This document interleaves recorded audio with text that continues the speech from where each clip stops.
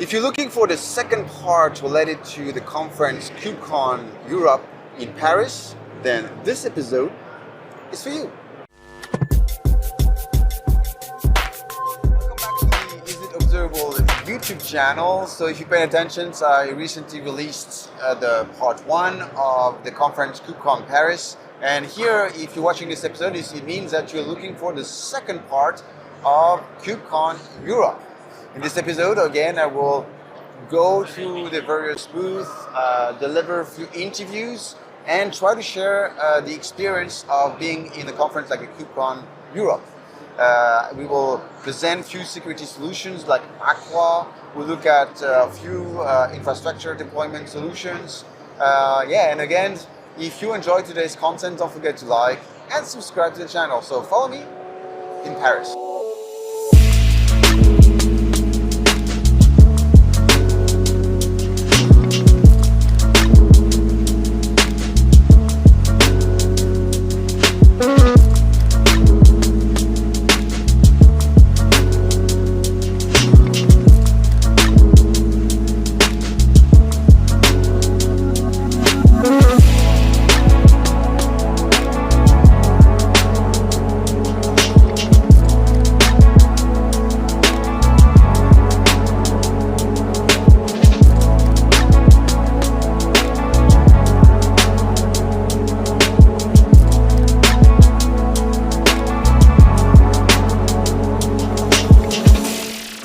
First day of the official Kubecon conference, where keynotes will happen.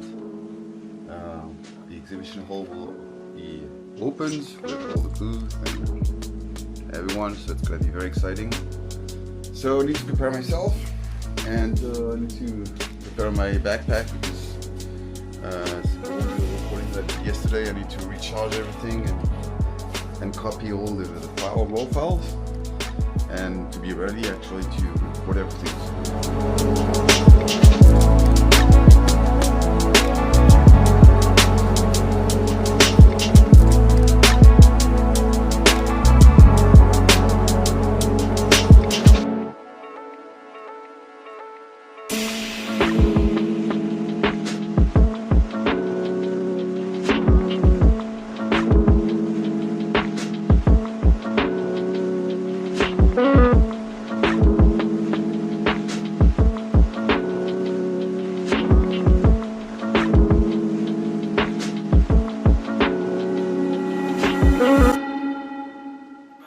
My name is Audra Montenegro, and I'm a core community program manager with CNCF.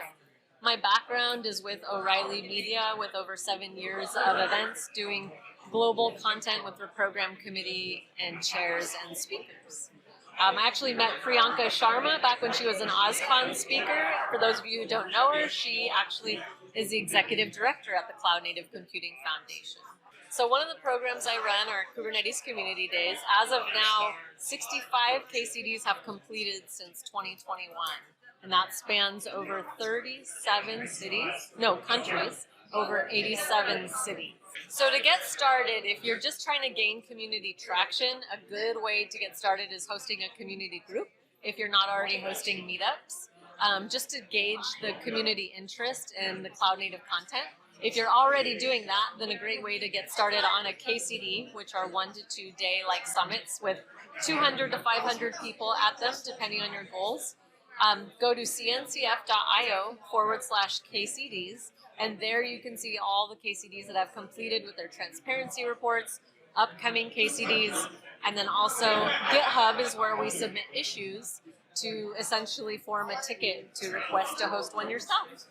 So at least have 3 organizers, know your fiscal sponsor, and then the rest of the terms are in the GitHub issue.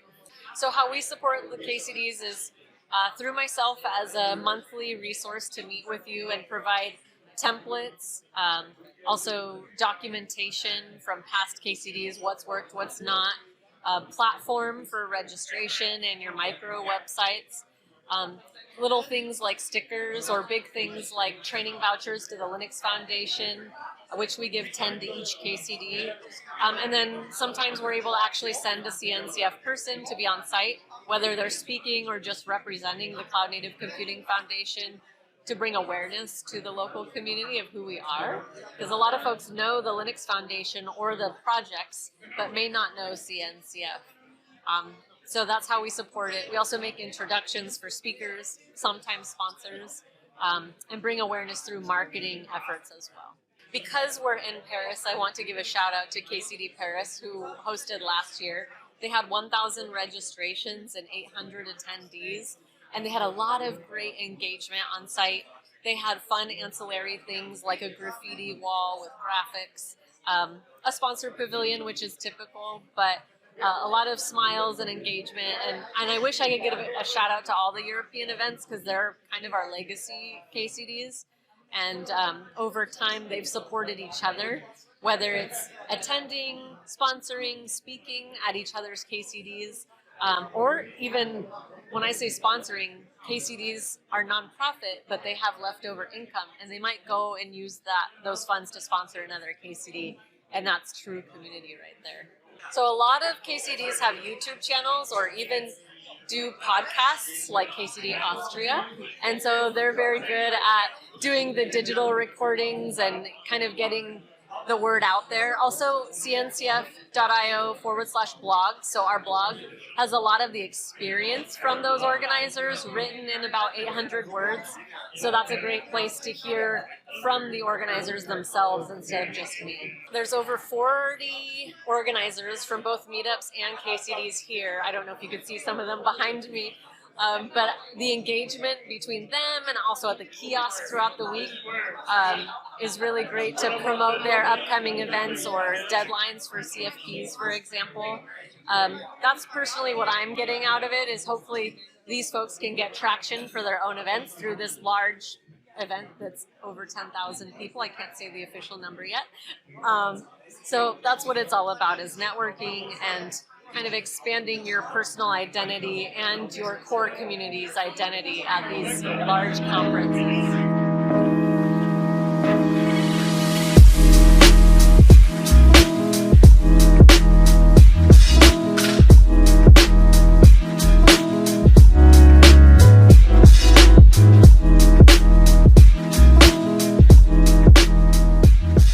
Hello everyone, my name is Eduardo Silva, one of the creators and maintainers of Fluentbit, and here we are at Kubecon Europe, Paris 2024. I'm here with Henrik to deliver you some of the updates of Fluentbit v3 that we have for all our users. As you know, as a quick reminder, Fluentd and Fluentbit are both graduated projects from the CNCF, same as Kubernetes, same as Prometheus and Jaeger. Fluent ecosystem aims to integrate other protocols, other ecosystems around telemetry like logs, metrics, and traces. One of the biggest advantages of being a graduated project is that the adoption of it has been insane, and I'm going to show you some numbers shortly. The biggest problem that we solve in the ecosystem is like when you have multiple sources of information and you need to centralize this information in some destination like the backend, what you can do is to use some agent or tool that allows you to integrate this seamlessly, and this is Fluentbit. Fluentbit allows you to integrate multiple sources, also deliver the data to multiple destinations, plus processing in the middle. Fluentbit can be deployed in any virtual machine, bare metal, or container, and allows you to send this information out to any type of destination, as I said. So normally in your environment, you might have some agents sending data to one place or also multiple places at the same time. And in other cases where you need more reliability and you need to have more control of your data, what you do is to have a central agent or have edge agents that communicate together, like a Fluentbit in the middle doing aggregation, collecting from OpenTelemetry from Prometheus, and delivering data to any type of backend, as I said before. Today, Fluentbit has been downloaded more than 13 billion times. So for any watcher of this video, I want to thank you all for your trust. And as you know, this is counting. If you look at the index right now, 1 year ago we were at 6.5 billion and now we are at 13, which is insane. Fluentbit v3, I'm going to do a really quick summary around what's new on this new version. The first one is like HTTP version 2, which is the biggest change of this project. What that means, and now any application that has been instrumented or any client application that is decided to talk on HTTP v2 because of performance reason and scalability, now they can do it easily without any big change for Fluent users. the feature is just there right out of the box. Now, when talking to users, we always found that besides Fluentbit has many ways to modify the content of the data that is flowing through the pipeline. They would like to have some more unified way to solve the problem around add keys, remove keys, and so on. So we have shipped a new processor in Fluentbit that is called Content Modifier that allows you to modify this in a seamless way, and we're going to do a quick demo about it. Also, in the matrix space, we have a new matrix selector that allows you to select or include matrix based on name, prefix name, or by using regular expressions. Sometimes when receiving matrix or collected from the system, you don't want all of them, and you just want to collect and deliver what you really care about. And one of the latest additions is a new SQL processor. Yes, we don't have a database, we don't run in anything weird inside the agent, but there are many cases where users don't want to learn how to use a plugin, how to use a processor. Basically, now they can just write a very simple SQL expression where you can select the content that you care about with some conditionals, and the value will be there just for you. It's another way to do filtering that is more high level for different type of users. And in the OpenTelemetry side, we get many concerns from users who decide to use OpenTelemetry in their backends or send data to the collector, but the data they are generating does not come from OpenTelemetry. That means that the structure of the data does not follow the schema, or they have really weird formats on it. So with this new adapter and with this new enhancement of the plugin, now you can encode any type of normal or structured message and compose OpenTelemetry outputs by defining different attributes or data for the body. So Fluentbit v3, as you know, it runs on the terminal. And what we're going to do right now is to show you a simple configuration on my left pen here. What we're doing is basically to generating a basic configuration that is generating a dummy content, and this dummy content has a couple of keys, right? And what we're going to do is to apply the processor that is called Content Modifier to just append a new key to the message. So if we comment this out for a second, just for testing purposes, and we run Fluentbit, you will see that the output generated will take the same message and just print it as it is. Now, if we go back and we remove this comment of here, we are going to define a new action that is going to insert a new key into the log, right? And this new key is called new key, and the value will be new value. Not a big deal, but if you think about the scale, this is really useful for everybody. So here, I'm going to stop the agent for a second, and you will see that the record has been altered. Same as we had this action to insert a new key, we have many other actions. I'm going to do a copy paste from my terminal and just copy here. And we're going to uncomment this. And maybe we're going to just remove, not going action by action because it will take more time. But for testing purposes, we're going to do this. We're going to insert a new key here. Then we're going to hash the content of one. I got this many questions. When you want to hash a content, sometimes you have a user password going through your logs, and you need to send the key, but you don't want to send the password. Many users prefer to just hash the content. And with the hash function, you can do it. So we're going to hash the value of message. And then you will notice that we have here an HTTP address, URI, and what we're going to do is to parse it and create a lot of key value pairs with the components of that request. Same as here. And this one I'm going to skip the convert because just to make it short. Now, if we run this example, you will find that now the content, we got a lot of information. Maybe I'm going to format this in JSON and JSON lines.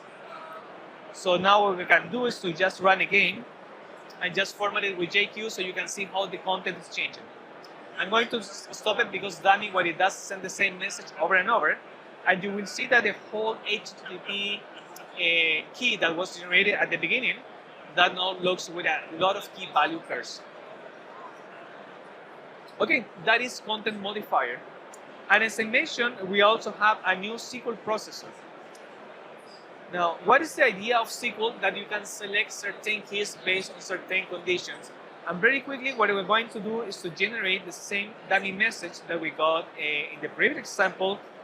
We're going to add a new key We're going to do the extraction, same as we did before, and you will see what is the output, and then we're going to apply the SQL processor. So this will look like this. We're going to change the path of the test. So the SQL processor is not running, so you might notice that we have the same test here.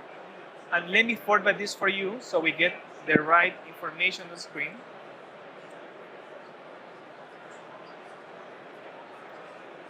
We just put JQ, and you will see that the data is going format as before. But now we're going to write a very simple SQL query where it says, I'm going to add the processor and say, we're going to select the new key, the name of the key as key, and then we're going to just select the HTTP URL key from the stream that is coming from top to bottom.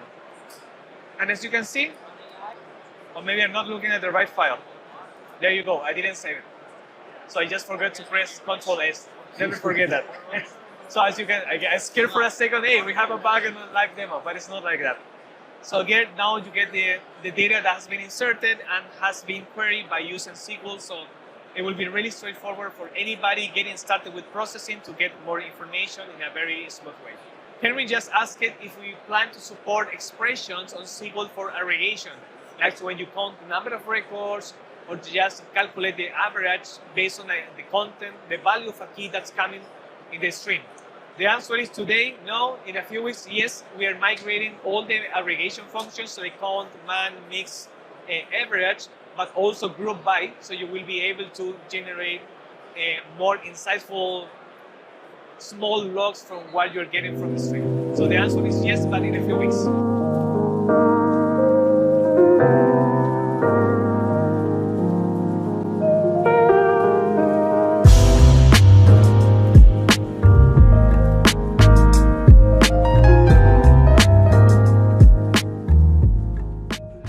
My name is Ahmed Bebars. I'm a software engineer at the New York Times. So this year I'm organizing KCD of New York. It is the first KCD that's been done in New York ever, and we are looking forward to have something. More details about the KCD New York for this year. We are planning for May 22nd, 2024. It's going to be in Manhattan. And the venue is called Cure. It's like a very modern venue that will have like a full floor for the event setup. We'll have a stage, 3 tracks, and then we have a separate floor, which is a rooftop for our vendors and sponsors. And then this rooftop will turn to a beautiful event evening where like we can sit outside, drink, network, and do all of the fun stuff after the event. You're asking about the speakers. So the schedule is not live yet, but we just announced our keynote speakers. So we are talking Chris Andiak, CTO of CNCF. He's one of our speakers. Karina Angel, she is a principal product in Red Hat. She's one of our speakers. And Stephen Augustus, open source Cisco, is also one of our keynote speaker. I'm the one who hosting the event. But like other than that, we have speakers from different companies like Red Hat, Solo, open source, Isovalent, and many others you will be interested to hear from. I believe we have few speakers are international who are traveling from like UK. There's one person that I remember on top of my head, but like we are always open to anyone from all over the world. I think we have a few attendees coming from India, from Europe, so it's going to be an exciting event. This is the first KCD, so we are trying to still figure out like how to work things. So our session format this year is going to be like 30-minute presentation session. We have keynotes. There's a variation of timing is different, but like all of the sessions this year are going to be presentation led. To get all of the information about the event, you head to kcdnewyork.com. That will take you to the event page, which have all of the information. Right now, since we are in Kubecon Europe and we're recording that, we have a promo going live to end on March 22nd, which this is going to be like if you use KubeCon EU 24, you get a 15% discount. And also like if you are coming tomorrow to the booth and like Pavilion, Project Pavilion, we actually have a raffle for like a free KubeCon North America ticket. So we have a lot of things to uncover for KCD New York, and we are trying to make the experience much better. So what strikes me is like seeing all of these events happen in the industry all over around the world. And then I was like, what? I'm sure someone had done this in New York. And then I started searching and that was never done before. Like I was like, we have a lot of companies, we have a lot of key players, we have like a fantastic groups of people and cloud native enthusiasts, and like why not? And then I started to contact people, and that's where like let me do it. Just like, and a lot of folks joined me to do it. Like we are a group of 10 organizers for that group, and we're hoping to do something amazing this year. And if you had any recommendation for anyone who wants to start any KCD, what would be one of the best recommendation or tips that you want to share? Just ask and go do it. Like the CNCF, Audra, and other community managers are doing an amazing job, like providing all of the details and the resources. You know, like if you go on GitHub repo, like you'll find Kubernetes community days. You'll find like all of the details that you need, templates, contract, everything that you may think about that you might need, you'll find there. So you'll get the entire support. And there's like a very dedicated group of KCD organizers across the world that are looking to help you. So just like, if you have a location, just like say, I want to start it there, and you'll get all the support you need.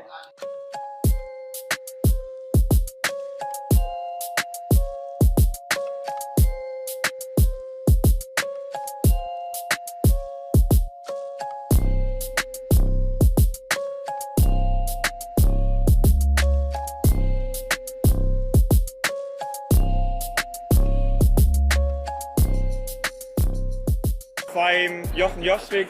I work at a consultancy company called My One Wolf, and I am a member of the tag ever since it got promoted from a working group to a tag from the CNCF. And we have been working hard on making sure that environmental sustainability is not just an afterthought, but actually is integrated into everything that we do here at the Cloud Native Computing Foundation. We at the working group do have a lot of projects. We do have a lot of initiatives and issues that we are working on. Feel free, if you have any issues of your own, to add them to our issues tracker on our GitHub. For instance, right now we're working on 6 different projects. Mostly we're trying to make it easy for people to get their sustainability journey started, which means we are working on a landscape document. We're working on a learning path. We're working on a few white papers for benchmarking different products and different solutions, so that you know what you're getting into and what tools you should be using to make a sustainable impact. So we do work on best practices for Kubernetes as well. That's another project that we're working on. We also, in our white paper, do mostly benchmarking, so that you then can use those benchmarks to come up with your own best practices. And we support other projects. If you are working for another CNCF project and you want to start making an effort to be more sustainable, come talk to us. We have a Slack channel, we have our GitHub page. We also have a meeting every 2 weeks on Wednesdays, and our working groups, which are the communications working groups called Comms Working Group, and our Green Reviews Working Group, they meet on Thursdays and Wednesdays as well. You will find all of this information on our webpage, which is tag-env-sustainability.cncf.io.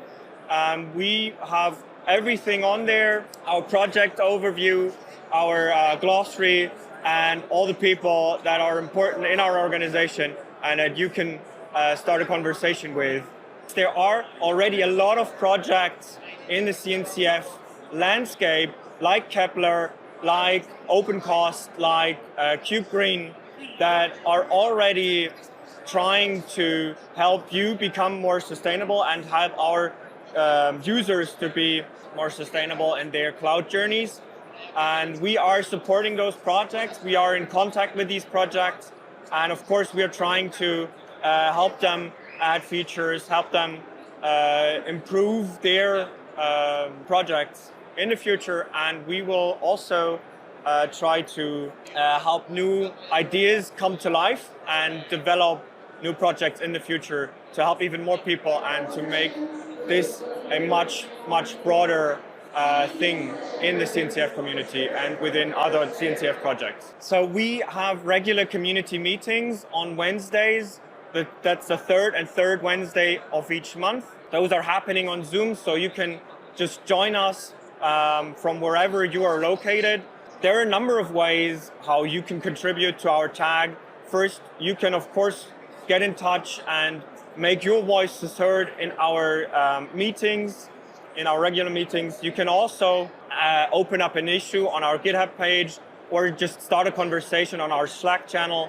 Those are all great ways to get started, and from there we will try to help you as much as we can and get you to in touch with the people you need to talk to so that you can make the most impact.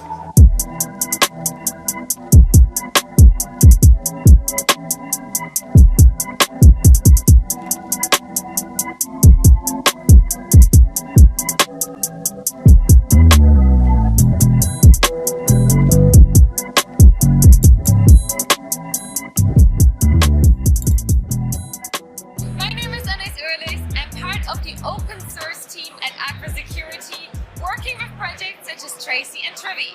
Now, Trivy, our main project, is an all-in-one cloud-native security scanner, meaning you can scan all of your cloud-native related resources for vulnerabilities, for misconfigurations, for exposed secrets, but you can also scan your repositories, such as third-party remote repositories, for any license issues. So a lot of times when we think about security, we just think about how do we actually make our resources more secure. We don't really talk a lot about how do we make them accessible, our logs, our security scanning accessible to engineers, to DevOps engineers, as well as to SREs.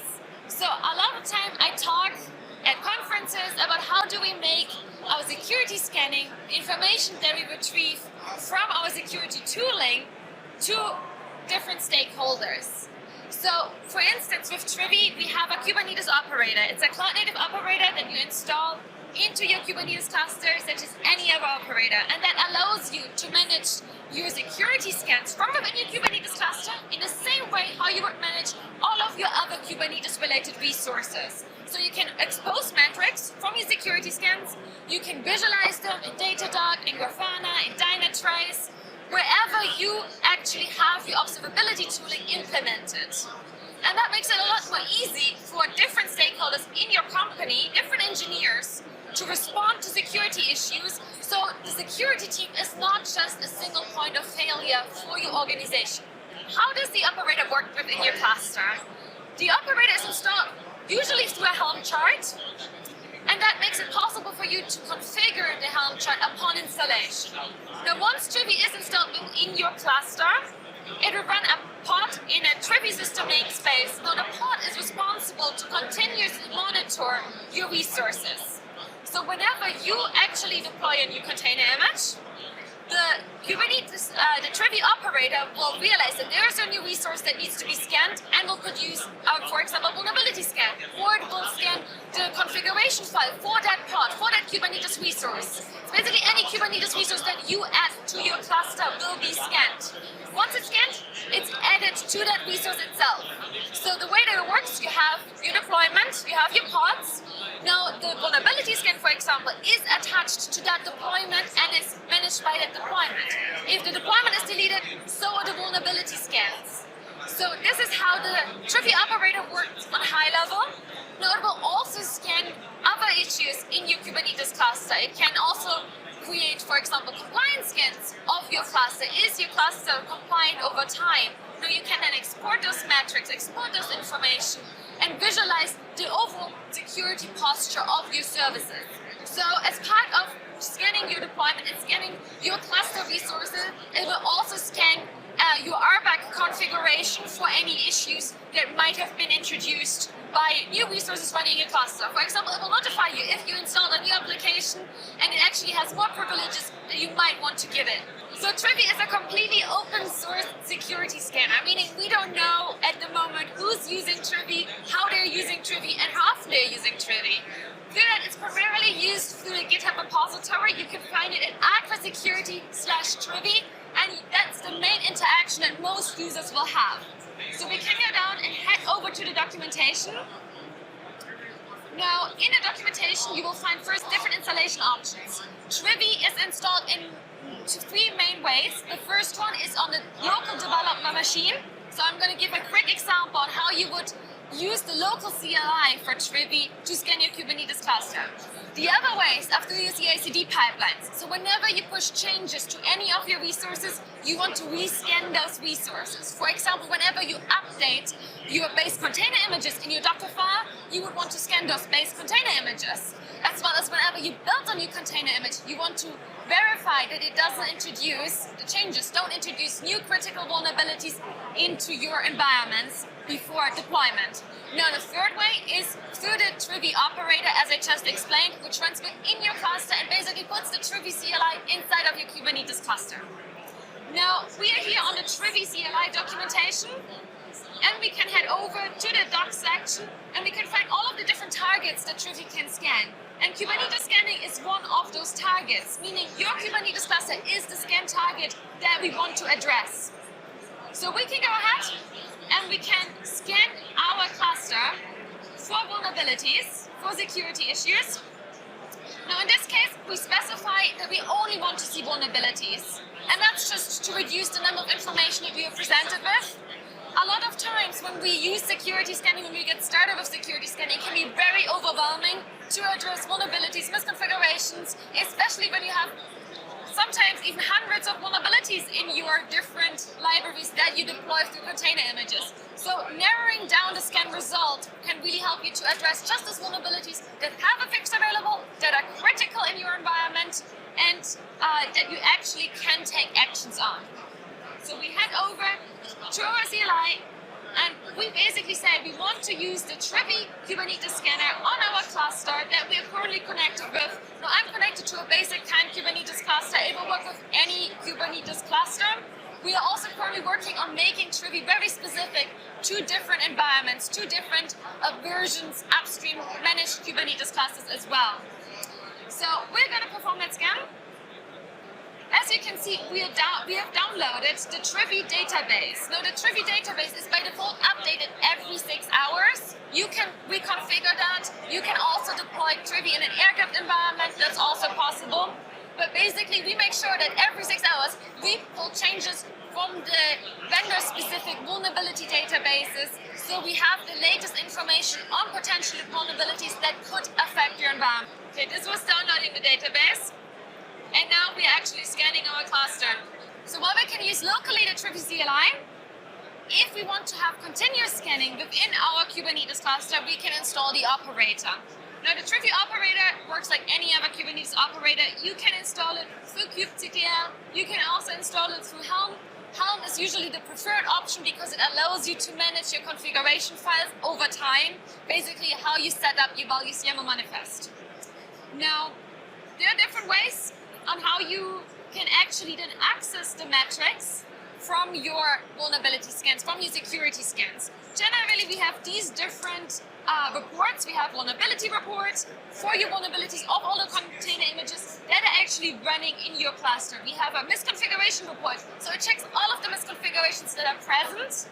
Now this is really important to have, even though your configurations don't change that often within your cluster, you want to know if there's a new security issue, a new vulnerability that's identified in certain environments, if you are actually affected and the resources in your environments. So exposed secret scan is another really important scan because sometimes we are not aware that we actually might have left a secret in our environment that is accessible by other either cluster administrators or just other people who generally have access to our environments, right? And Trivy really helps you to identify those issues and take action against them. Now, RBAC assessment, infrastructure assessment, cluster compliance, and cluster reports, these are more specific to if you want to, on a higher level, on a cluster-wide level, look at your different resources. For example, the infrastructure assessment really looks at the node level as well, and it basically performs CIS benchmark scanning. So CIS benchmark scanning is a type of compliance scan that basically defines how should Kubernetes clusters actually be set up, how should they be best configured, and that's then a more well-rounded scan in addition to your misconfiguration scans. Now, you generally have all of these reports as CRDs in your cluster, and usually you are not meant to look at the individual CRDs. That's not something a cluster administrator or security person in your organization would do. Instead, you would actually set up, for example, Grafana to access those reports. And we have really comprehensive tutorials that show you how to set everything up. In this case, you can set up our Grafana dashboard and modify it to your needs. We have other people who set up Trivy Operator with Dynatrace, with Datadog, or also with Defect Dojo by OVAS. There are multiple different options available. In our Trivy documentation, we have an ecosystem page that will give you lots and lots of different options on how you can access scans, not only from the CLI, but also from the Trivy operator. So do check that out if you're curious on the different options that you have that allow you to access security reports easier. It's just basically an auditing tool for the resources that are deployed. If you want to monitor your the processes of your deployments in your cluster, you would need something such as our other open source tool called Tracy that uses eBPF and runs on the node level to monitor all of the processes, everything that your applications in your cluster actually trigger. And then we basically codify behavioral patterns, security patterns into Tracy, and Tracy will monitor your environments to see if any specific suspicious activity happen from your deployments, and that's like on a runtime level, on a continuous level of like what is actually happening step by step versus the deployment, the configuration itself and static resources that you have deployed. As we can see here, this is the report that we have if we run the Trivy Cates command. Now we have specified we only want to see vulnerabilities, so this will not show us any exposed secrets or misconfigurations. This will just show us all of the vulnerabilities that are currently present in our cluster. Now, in our case, we have also not said we only want to see the high vulnerabilities. We have just said give us all the vulnerabilities with a lot of detail. So we can also go into more specific areas. For example, we can say we only want to see the critical issues. That would give us a more compact scan where we can then actually respond to the individual vulnerabilities. Now, all of the reports through Trivy CLI look fairly similar in that you're provided with the library that has the vulnerability, the CVE ID that has the vulnerability, the severity of it, and the status is really important. Status is provided by the vendor, and that makes it possible for you to only say you only care, for example, about vulnerabilities that have already a fix available.